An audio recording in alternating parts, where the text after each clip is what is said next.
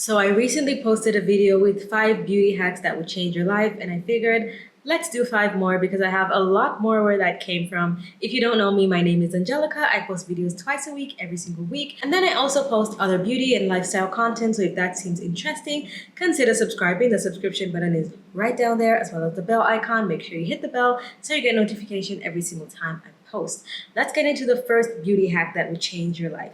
And this is to do with shampoo. Now, this doesn't matter what kind of shampoo you're using. The secret is about lathering your shampoos. I keep seeing like different shampoo hacks going viral, and one that I saw for a really long time is people saying that you should lather the shampoo in your hands first before you put it on your scalp, and it will be way more effective. But my hack is actually the opposite. You want to mix the shampoo in your hands so that it's evenly distributed for you to put it on your scalp, but you don't actually want to lather it, and that is because the lather should sort of bind to the oils and dirt in your hair to create that lather, and that's what's going to actually clean your hair. And the more lather your hair has, the more you'll be able to tell if your hair is actually clean. The thing is, if you lather it in your hands first, it will create more lather on your scalp, but a lot of the lather will be artificial because you already created it in your hands, and it's going to give you the impression that your hair is clean when it's actually not. And you might be wondering why after you wash your hair, even though your hair is very clean, it seems like it gets oily after a day or two. It may be because you're lathering it in your hands first.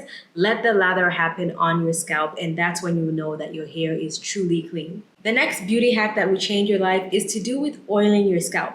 Now, if you use any kind of stimulating oils in it, like rosemary oil, peppermint oil, tea tree oil, and you feel like when you put it on your scalp, everyone's like, oh, this makes my scalp feel so nice and like tingly, but you feel like you don't really feel anything. This is whether it's any of these oils like the Mael one or other alternatives, since they're in some drama. There are all these oils that smell really like minty, and you just know it will feel refreshing on your scalp, but you feel like for some reason your hair just doesn't feel that refreshed when you use it. Or maybe your hair already has some product on it, because you don't have to use these oils on clean hair. You can use it on hair like in the middle of the week, and maybe you have a little bit of buildup on your scalp. Or maybe you use it as a treatment like the day or the night before you wash your hair, and you want to like thoroughly let that sit in your hair first, and you feel like it just doesn't have a punch to it. Here is my hack. You're going to oil your scalp either right before you get into the shower or the bath, or right after. Your scalp is going to be open. Obviously, I mean a hot bath. Your scalp and your pores on your scalp, your follicles are going to be more like open and refreshed and warm. And so when you put the product on your hair, while your scalp is hot, it's going to seep into your scalp much faster and even deeper, and you feel that like super tingly sensation. So it doesn't matter if you do it right before or right after, you will feel such a big difference, and it feels so good and like minty fresh. So try that out if the oil hasn't worked for you before. It also works more effectively in my experience. Okay, now this third hack is for people like me who've got coarse eyebrows, coarse eyelashes, and you feel like when you put products on your eyebrows, on your eyelashes, it feels like you have to put so much work in. Like for me, one of the only things that works on my eyebrows to lay my eyebrows flat is a soap. Even the Anastasia Brow Freeze is not strong enough to hold my brows down. I've also seen people use Got to Be Glue gel, but still, even then, you may feel like your brows are fighting you, like you have to work so hard. And then when it comes to mascara, you might feel like the mascara doesn't coat the tips of your lashes, so your lashes just kind of get thicker, but they don't look longer. And the thing that can help you with this is castor oil. You can put castor oil on your eyelashes and on your eyebrows.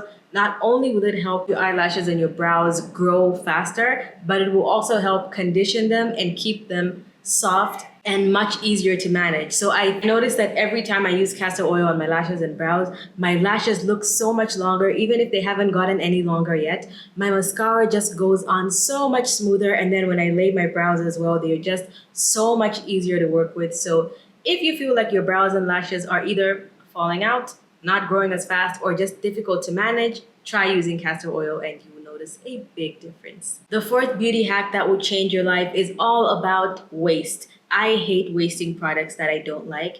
And when it comes to products, especially skincare products for your face, if they don't work for you, sometimes our first thought is to throw them in the bin, because if it gave you a really bad reaction, like you use a moisturizer or a serum on your face and you find that it makes your skin, maybe it really made you break out, and you're like, I'm not even gonna give this to anyone, because if I give it to them and they break out, I'm gonna feel so bad, so I'm just gonna throw it in the bin.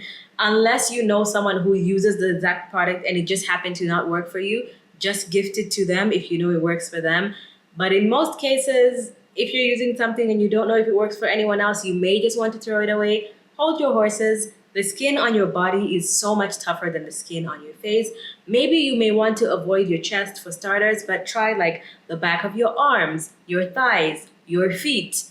Any serum, lotion, moisturizer, face wash, whatever product, even if it's an acid like glycolic acid, if it doesn't work on your face, use it on your body, okay? You're still going to get use out of your product. It's not going to be used in the intended way, but it will work very well. Any product that I find that is either useless, as in it makes no difference to me, I feel like I'm just wasting my time using it, or maybe it broke me out, I don't like the texture, it doesn't feel great on my face, I use it on my body and it works perfectly fine. So even if you use it maybe on your arms and it still breaks you out, try using it on your feet, because the skin on your feet is so much tougher than the skin on anywhere else on your body. So just don't be wasteful and try to use up your products on your body if they don't work for you. I thought of this tip when I saw all the drama going around with Patrick Ta's new eyeshadows. Now, first of all, no one's forcing you to buy anything, okay? It is a high-end product. His products are in general pretty expensive, and when you compare those other products to other single eyeshadows like Urban Decay, MAC, a lot of people are buying a single eyeshadow for like $18, $20, $21. Now, because he put two eyeshadows in one pan and it's going for $42, it seems so ridiculously expensive. And even for me, unless I was like a makeup artist or I did my makeup every single day, I am not willing to pay $42 for those two eyeshadows. Does that mean I don't want it? I still want the palette. Like, Patrick Ta sent me the eyeshadows, I'll be absolutely in love. This tip is that if you like a certain product and you feel like it's not necessarily too expensive, but you can get your money's worth out of it, you can use other products to substitute the product that you want. So let's say you find an eyeshadow palette that has like a bunch of beautiful colors, except you don't really like those colors and you only like one or two shades. You can use a different product to serve the same purpose, because at the end of the day, pigments are pigments. All you need to do is find a pigment that sort of matches the texture of what you want to use. And so here's an example. If let's say you don't really use pink eyeshadow, like I'm not a pink eyeshadow girly, I would never buy a makeup palette that has like a bunch of pinks. And so I would rather buy something that's like a really good pigmented blush. Again, Patrick Ta as an example. If I got the Patrick Ta blush, because it is so pigmented, I can use that pink blush as eyeshadow, and then I can also use it on my cheeks, and it's a perfect monochromatic look, and it is a massive pan, so I will use that pan for so long. So here's an example. I love those Patrick Ta eyeshadows. However, a highlighter that works very similarly would do the exact same job, and this pan is like probably 4 or 5 times the size of that shadow. This is the Fenty Beauty Cognac Candy Diamond Balm. And this is one of my favorite products because this is what it looks like, by the way.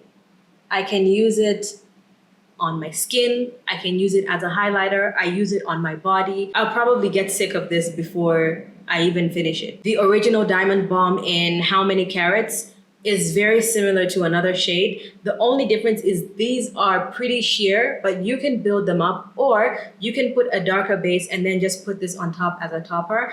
And it has a very similar pigment to those Patrick Ta eyeshadows. So it scatters the glitter all over your eyes or your body or your skin, and it just looks so amazing. Let me swatch this for you.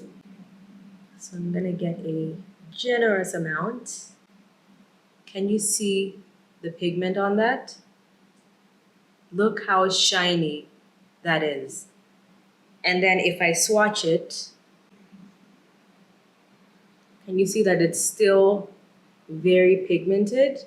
I think I need to turn on my flashlight on my phone so you can see how sparkly it actually is. And it just scatters the glitter everywhere. how sparkly it looks now. So that's the hack. Pigment is pigment. So that is a hack to save you some money and get you the best out of whatever products you already have, because you already may have products that are similar to stuff that you're looking at, but you're just not thinking about it as using it in an alternative way. Let me know if you want any more hacks. Let me know what your favorite hack was, or share a hack I haven't mentioned in the comment section below. Hit my face right there to subscribe if you didn't in the beginning. Watch this video right here for something different just for you. Thank you so much for watching, and I'll see you guys in my next one.